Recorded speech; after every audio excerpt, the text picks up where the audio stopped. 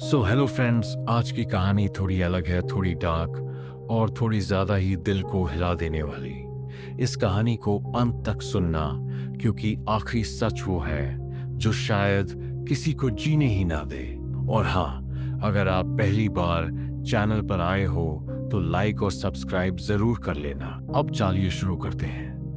Ryan उम्र लगभग 25 साल, साउथ कोरिया के सियोल शहर में एक छोटी सी अपार्टमेंट बिल्डिंग में अपनी 5 साल की बेटी के साथ रहता था। उसकी वाइफ की डेथ हो चुकी थी।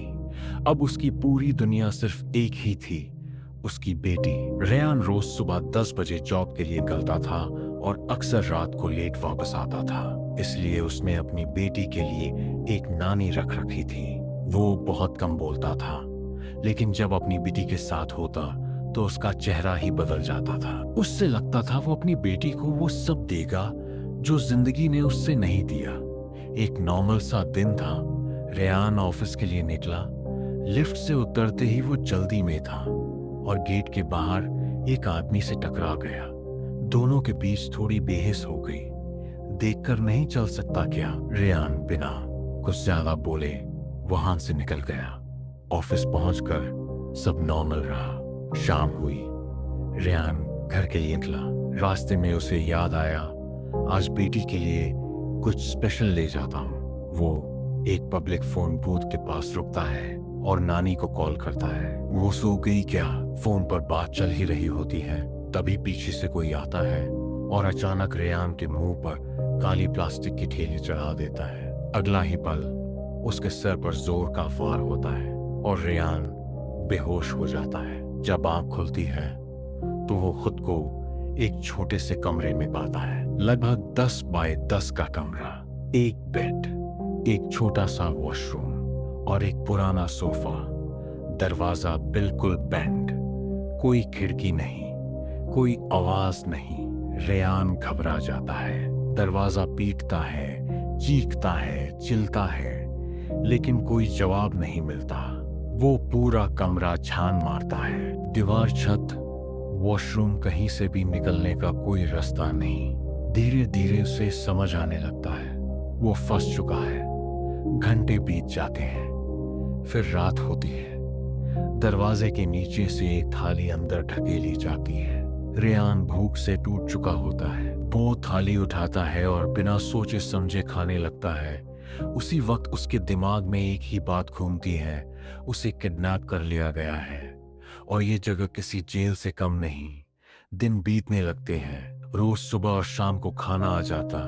कोई चेहरा नहीं, कोई आवाज नहीं, बस एक बंद कमरा। और वो धीरे धीरे वो कमरा रेयान को अंदर से खाने लगता है।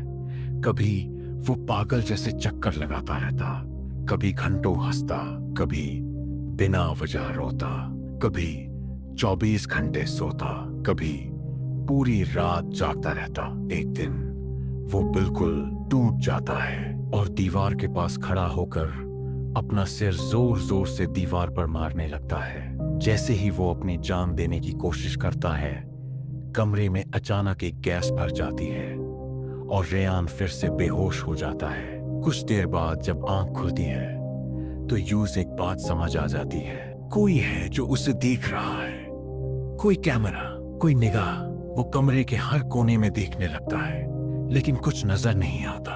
वक्त गुजरता जाता है, साले, महीने और फिर साल। रेयान को अब दिन ना भी याद नहीं रहता, बस दिन और रात का फर्क रह जाता है।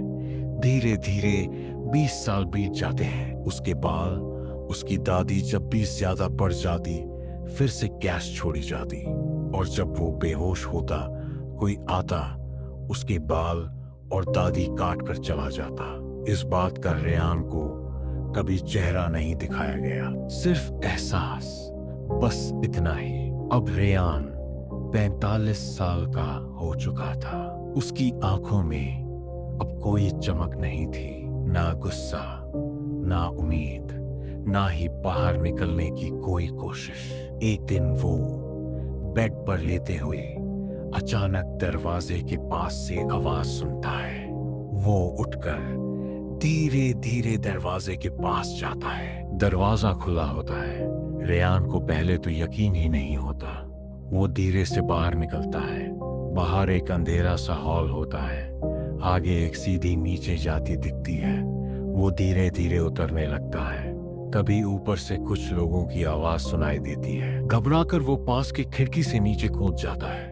बाद में उसे समझ आता है वो तीसरी मंजिल से कूदा था। पैर बुरी तरह जख्मी हो जाता है, लेकिन वो रुकता नहीं। लड़खड़ाता हुआ बाहर निकलता है और सीधा रोड पर पहुंच जाता है। लेकिन जो वो देखता है वो उसके लिए और भी बड़ा झटका होता है। शहर बदल चुका था, दुनिया बदल चुकी थी। 20 साल में सब कुछ आगे निकल गया था। सिर्फ वही का वही रह गया था।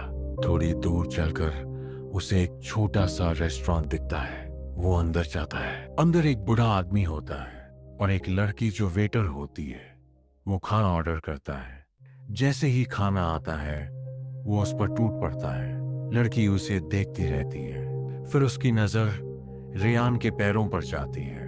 खून बह रहा होता है। वो लड़की धीरे से बोलती है, आपके पैर से खून निकल रहा है, मैं मरहम पट्टी कर देती हूँ। वो रेयान को अंदर वाले छोटे से रूम में ले जाती है। प्यार से उसके पैर साफ करती है। मरहम लगती है। रेयान का दिल जोर से धड़क रहा होता है। इतने सालों में किसी ने उसे इस तरह छुआ ही नहीं था। अचानक वो अपना कंट्रोल खो देता है और लड़की पर झुक जाता है। लड़की उसे जोर का थप्पड़ मारती है। रेयान जैसे होश में आ जाता है। वो तुरंत पीछे हट जाता है। रोते हुए कहता है, तुम पहली लड़की हो जिसने मुझे 20 साल में पहली बार छुआ। लड़की कुछ सेकंड्स चुप रहती है, फिर सिर्फ इतना कहती है, मरहम लग चुकी है, आप जा सकते हो। जाते वक्त वो लड़की धीरे से बोलती है, अगर फिर भूख लगे तो यहीं आ जाना, पैसे नहीं लगेंगे। रेयान हल्की सी मुस्कुराहट के साथ चला जाता है। उस लड़की का नाम होता है टीना। रेयान अपना पुराना घर ढूंढने निकलता है, लेकिन जहां उसका घर था वहां अब एक बड़ी बिल्डिंग खाली होती है। वो वहीं फुटपाथ पर बैठकर रो पड़ता है। उसकी बेटी, उसकी यादें, सब कुछ जैसे मिट्टी में मिल चुका था। उसी रात सड़क पर घूमते हुए उसे अचानक एक चेहरा दिखता है। उसका स्कूल फ्रेंड शॉन। रेयान भागकर उसके पास जाता है, उसे गले लगा लेता है। शॉन पहले पहचान ही नहीं पाता, लेकिन धीरे धीरे उसे याद आ जाता है। दोनों एक छोटे से बार में बैठते हैं। रेयान उसे पूरी कहानी बता देता है, फोन बूथ से लेकर उस बैंड कमरे तक।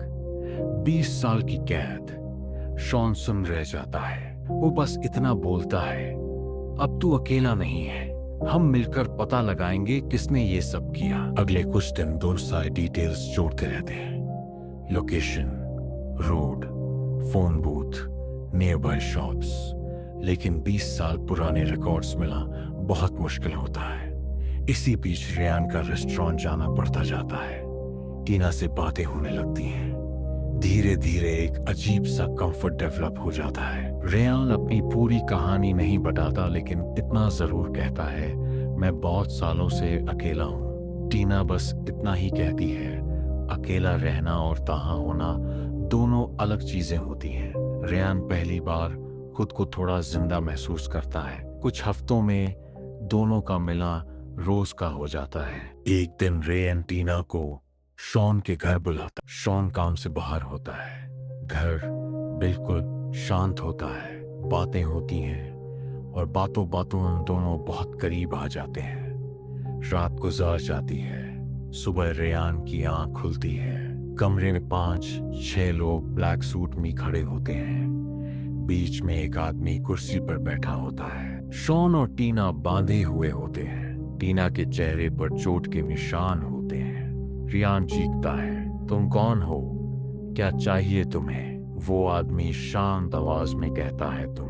अगले ही पल शॉन के माथे पर गोली चलती है। रेयान चीख पड़ता है। जब बंदूक टीना की तरफ घूमती है, रेयान घुटनों पर गिर जाता है। प्लीज मुझे ले जाओ, उसे छोड़ दो। बहुत देर के बाद वो आदमी सर हिला देता है। टीना को छोड़ दिया जाता है। रेयान की आंखों पर पट्टी बांध दी जाती है। उसे गाड़ी में डालकर ले जाया जाता है। एक सुनसान जगह पर एक पुरानी बिल्डिंग। यूज कुर्सी से बांध दिया जाता है। पत्ती खुलती है। सामने एक आदमी बैठा होता है, लगभग रेयान की ही उम्र का। रेयान का गला भर जाता है। तुम कौन हो? मेरी बेटी कहाँ है? वो आदमी धीरे से बोलता है, मेरा नाम नील है। और फिर वो अपनी पूरी कहानी शुरू करता है। हम एक ही स्कूल में पढ़ते थे। मेरी एक बहन थी। मैं उससे सिर्फ प्यार ही नहीं करता था, मैं उससे अपनी जिंदगी बनाना चाहता था। हम दोनों एक दूसरे के साथ रहना चाहते थे। उस दिन स्कूल के बाद जब क्लास खाली हो चुकी थी, हम दोनों अंदर थे और तुमने खिड़की से हमें देख लिया। नील की आवाज कांपने लगती है। तुमने किसी से कुछ प्रूफ नहीं दिखाया, तुमने सिर्फ बात फैलाई और वो बात पूरे स्कूल, पूरे शहर में आग की तरह फैल गई। नील आंखों में गुस्सा लेकर बोलता है, मेरी बेहीन लोगों की बातें नहीं झेल पाई, उसने खुदकुशी कर ली। रेयान की आंखें भर आती हैं। नील बोलता रहता है, तुम्हें शायद याद भी नहीं होगा, लेकिन मेरी पूरी जिंदगी वही खत्म हुई थी। मैंने कसम खाई थी, तुम्हें मरूंगा नहीं, तुम्हें जीते हुए मारूंगा। रेयान रो पड़ता है, गलती हो गई, प्लीज मेरी बेटी लौटा दो। नील धीरे से मुस्कुराता है, तुम्हें लगता है 20 साल का अकेलापन काफी था? वो गुस्से से उठता है, सिर्फ मुझे पता है तुम्हारी बेटी कहाँ है।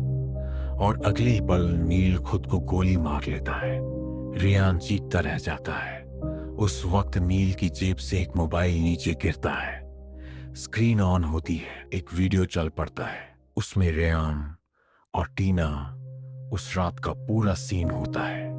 वीडियो के आखिरी फ्रेम पर लिखा होता है, टीना ही तुम्हारी बेटी है। रेयान वही जमीन पर बैठ जाता है। उसकी आवाज उसके गले में ही घुट जाती है। उसने जिस लड़की में अपना सहारा ढूंढा था, वो उसकी अपनी बेटी थी। और जिस आदमी ने उससे 20 साल तक जिंदा रखकर मारा, उसने जाते जाते उसकी आखिरी सांस भी छीन ली। कहानी यहीं खत्म होती है।